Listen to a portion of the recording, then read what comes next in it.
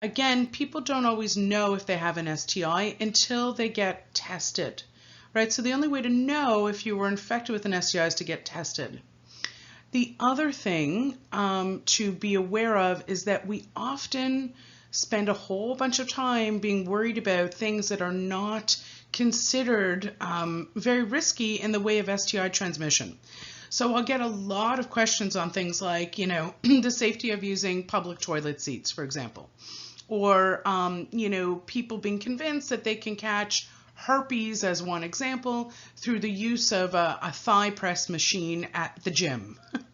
So we spend a tremendous amount of time on worrying about, things that could potentially occur, with innate sort of surfaces and objects.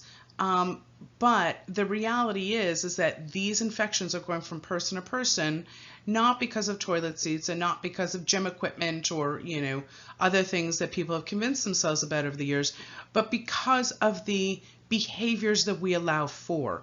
And the most dangerous behavior simply is the belief that you are not at risk for an